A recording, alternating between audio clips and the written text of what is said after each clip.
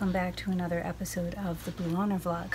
I'm author Kay Williams, author of op-dec Operation Deceit, Blue Honor, and the Trilogia Trilogy book series. Those are right here.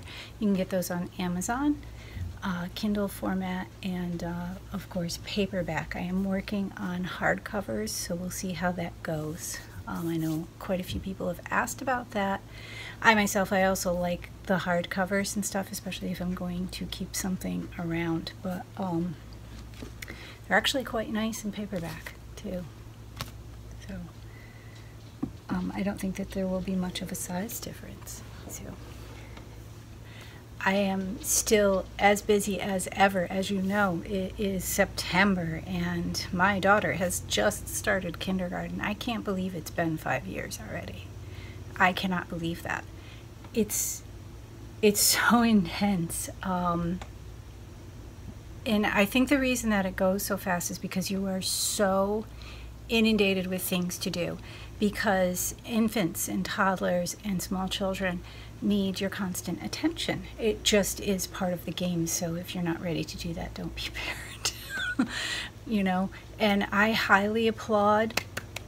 I love you people out there who decide that you don't want to have kids and pursue that, you know, vehemently.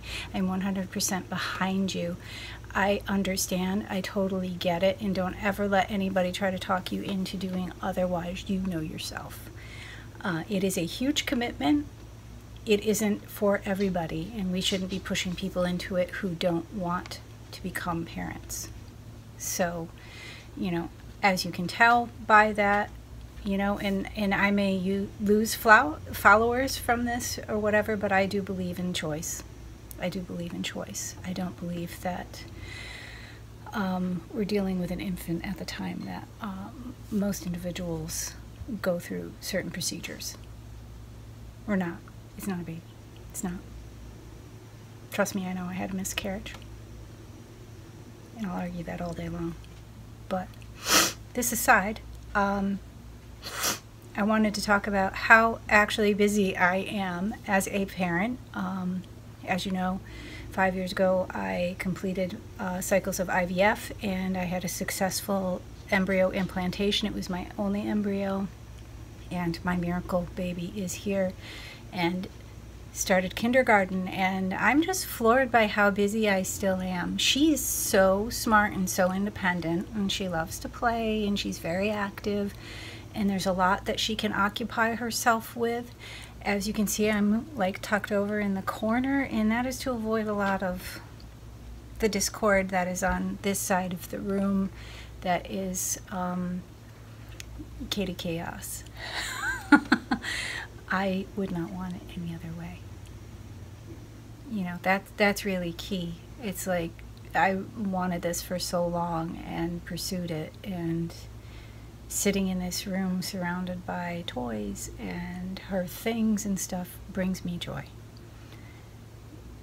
But, you know, I need more sleep. Holy God, it takes a lot, but I also don't want to miss a minute, you know, because it does go by so quickly.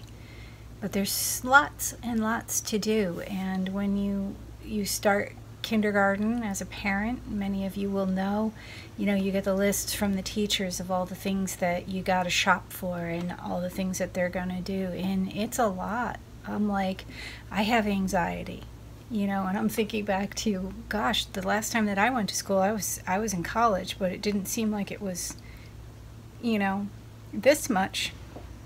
It was. It was. I mean, I had to buy a new laptop and everything to start graduate school, and that was stressful and expensive in itself, because I needed something that could both do my art, because if I was going to make this investment, it was going to pull triple duty, not only be my grad school, you know, paper writer, but in research device, art, film, you know, the books, the blogging, photography, all of it. They had to be able to do all of it and to have enough memory and stuff. So at that time it was quite expensive at that time, and that was 2014, so what, 8 years ago. That's when I graduated, was 2014, sorry.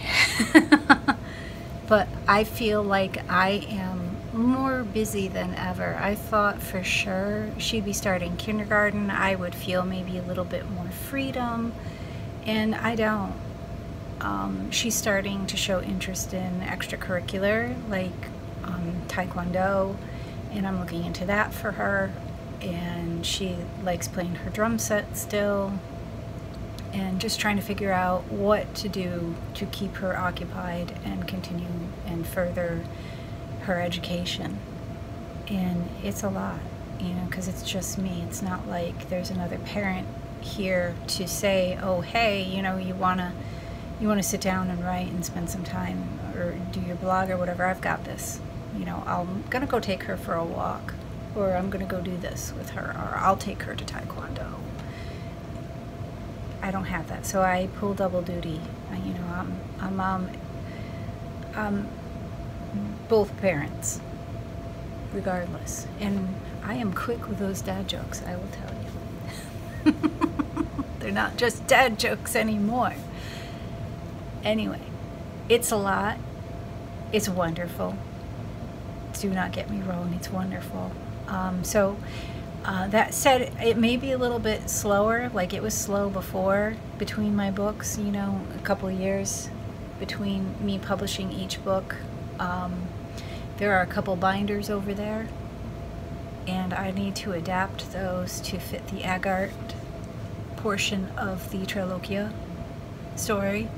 So there will be the Agart Chronicles. I'm not quite sure how long that's going to be, if I'm going to keep going with those, but there are 2 large binders over there with roughly around 1,500 to 2,000 pages of material to go through and to adapt and to repurpose that I had written in my undergrad and wasn't sure what I was going to do with all this, and I had this idea and it never quite felt right as high fantasy.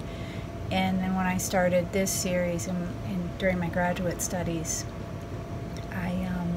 I realized that story probably belongs there, and it's with that alien group.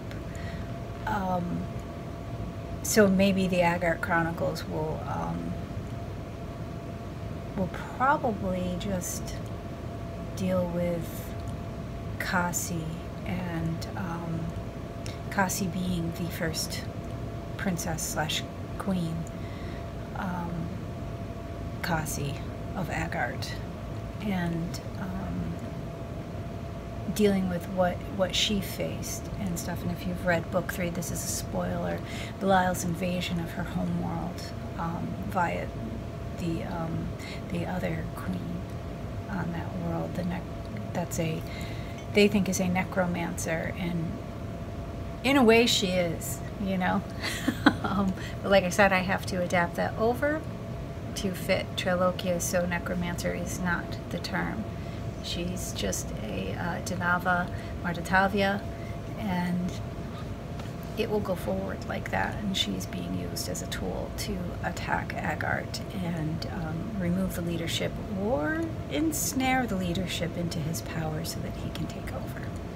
So there's that, and that kind of establishes why he is obsessed and keeps, you know, a collection of dolls. So when an Agart burns down, they become a doll demon. So they're very beautiful people, blue tinted skin, all hair colors, facial features, etc. But their skin is always blue tinted, varying degrees. So they could be darker blue to lighter blue,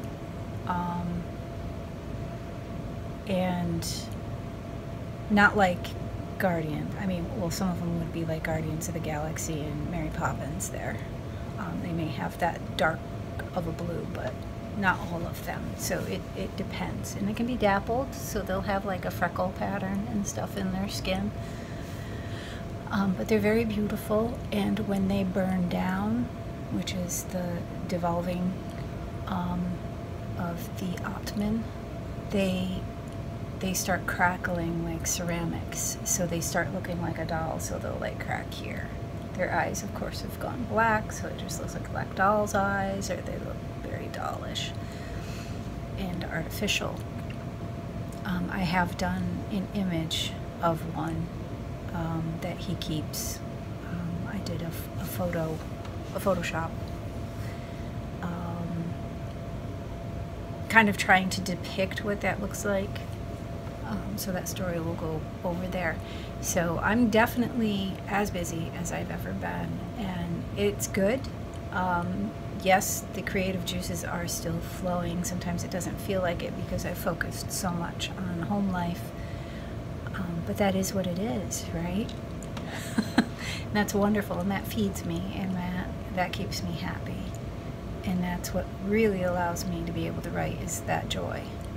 The joy in its absence, I become, you know, that depression, anxiety just drags you down. You don't want to do anything, and you're not thinking, and you're just like angry and stuff, so you don't want to do anything, and you just want to rest or whatnot. And I'm like, if I'm joyful, I definitely have more of an ability to write, you know, things like that. So that's a positive for me.